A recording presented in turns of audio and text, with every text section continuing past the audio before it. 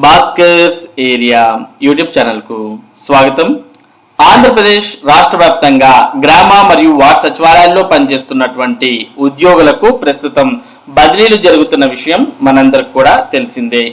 ఆంధ్రప్రదేశ్ ప్రభుత్వం కేవలం గ్రామ మరియు వార్డు సచివాలయాలే కాదు, ప్రభుత్వ ఉద్యోగులందరికీ కూడా బదిలీలకు అవకాశం కల్పించింది. కేవలం ఉపాధ్యాయులు మరియు డాక్టర్స్ ఇటువంటి వారికి బదిలీలు లేవు, కానీ మిగిలిన ప్రజా సంబంధం ఉన్నటువంటి అన్ని శాఖల్లోన బదిలీలు అనేవి ప్రస్తుతం జరుగుతున్నాయి.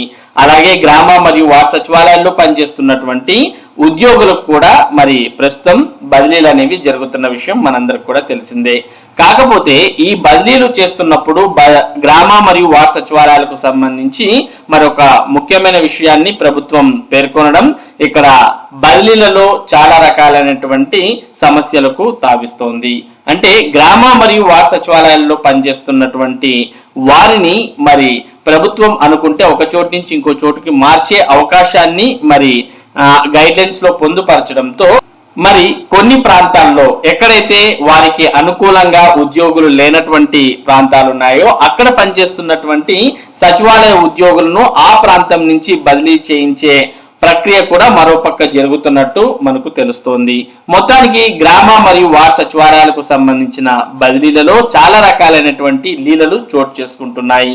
మరి దీనికి సంబంధించిన సమాచారాన్ని మనం ఇక్కడ చూస్తూ ఉన్నాం. గ్రామ మరియు వార్డు సచివాలయ శాఖల్లో బదిలీలు. గ్రామ మరియు వార్డు సచివాలయ శాఖల్లో బదిలీల జాతర మొదలైంది. ఇప్పటికే ఇంజనీరింగ్ అసిస్టెంట్లను ట్రాన్స్ఫర్ చేయగా గురువారం డిజిటల్ అసిస్టెంట్స్ బదిలీ ప్రక్రియ చేపట్టారు. ప్రభుత్వం సాధారణ బదిలీలపై నిషేధాన్ని ఈ నెల 15 వరకు ఎత్తివేసింది. ఈ నేపథ్యంలో 15న ప్రభుత్వ శాఖల్లో 5 ఏళ్లు సర్వీస్ పూర్తయిన సిబ్బందిని బదిలీ చేయాలని భావించింది. ఈ ప్రక్రియ అంతా పారదర్శకంగా జరిగేందుకు ఆన్లైన్ లో దరఖాస్తు చేసుకోవాలని సిబ్బందికి ఆదేశాలు జారీ చేసింది. దీంతో ఆయా శాఖలతో పాటు గ్రామ మరియు వార్డు సచివాలయ శాఖ ఉద్యోగులు కూడా బదిలీల కోసం దరఖాస్తు చేసుకున్నారు. అయితే వీరి పదవీ కాలం 5 ఏళ్లు పూర్తి కాకపోవడంతో సాధారణ బదిలీల కింద కాకుండా రిక్వెస్ట్ ట్రాన్స్ఫర్స్ గా ఆదేశాలు జారీ చేశారు. సచివాలయ శాఖలో 1,30,000 మంది వివిధ కేటగిరీల్లో విధులు నిర్వహిస్తున్నారు. వీరిలో 10 నుంచి 12% మంది బదిలీల కోసం దరఖాస్తు చేసుకున్నారు. ప్రస్తుతం ఉద్యోగుల బదిలీలు జరుగుతుండటంతో పల్లెల్లో టీడీపీ నేతలు గత 5 ఏళ్లు వైసీపీకి అనుకూలంగా పనిచేశారంటూ పలువురు ఉద్యోగుల జాబితాలను కూడా అధికారులకు అందజేసి వారిని తక్షణం బదిలీ చేయాలంటూ డిమాండ్ చేస్తున్నారని తెలిసింది. అలాగే ఆ నేతలకు నచ్చని వారిని కూడా అక్కడి నుంచి పంపించేయాలని వారు చూస్తున్నట్లు సమాచారం.